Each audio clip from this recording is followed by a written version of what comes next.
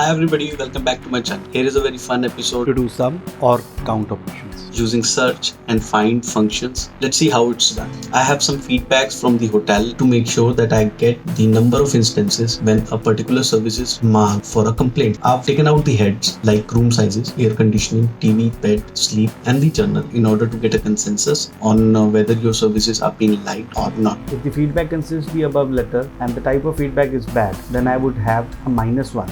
But if the feedback is a good feedback, I should get a +1. Let's see how this is accomplished. There are two parts to it. First thing is whether or not the title of my search is available within the feedback. For that, I would start writing the formula as is equal to if is a condition, and then I'll start searching, search and then tab. I need to search H2. I need to freeze only the row number 2 and not the column H, so that when I drag this formula, my reference column changes but reference row does not. So I'll hit F4, then F4, comma, to search this within the cell number P5.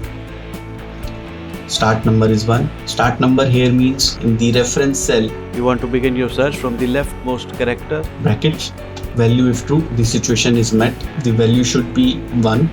If it is not met, value should be 2 times inverted comma, that means null entry, and I'll close the bracket.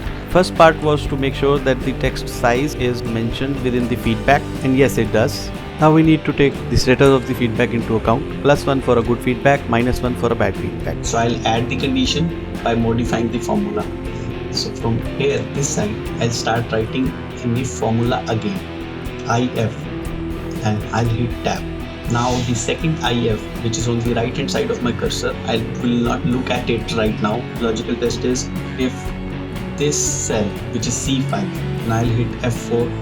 This time I'll hit 3 times because I need to freeze the column, not the row. And this should be inverted commas bad, BAD, comma. If this situation is met, I need a -1. And if it is not met, I need 1. Hit brackets and start. What I've done is, if the overall quality of the feedback is bad, then it will multiply our initial result with -1. If it is a good feedback, it will multiply with 1. So -1 is the result. This is what we have. But this is only in the cases wherein both the situations have met. If in case any of the situation is not being met, it will produce error. Let me drag this down for you so that you can understand. This is the error that would be created. In case there is an error, I would want a null entry and not this value error. Then I would add an if error formula into it. I'll go back to the formula and start writing IFERROR, bracket start and end, comma, 2 times inverted comma, and then brackets. Now my formula is ready. Alright, so I have not received any results in the right hand side because in the first formula itself I did not freeze P column, so I just freeze the P column here. Now double click and now the results are met. In cases of journal, I would do if sum of these cells equals to 0, value if true 1, value if false 0.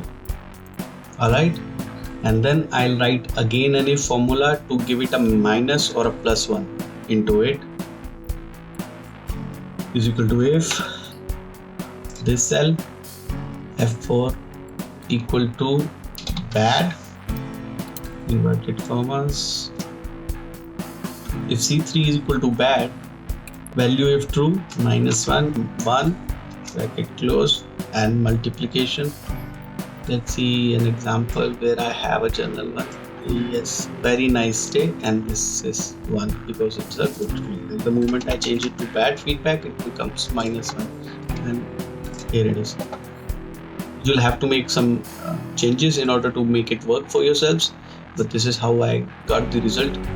If it is a case sensitive search, use find. That's the only difference between a search formula and a find formula. Hit like if you like the video. Let me know which all topics you want me to cover. Thank you and have a great day. Bye. I have an entire course on Udemy. You can check that out. The link is in the below description. Thank you.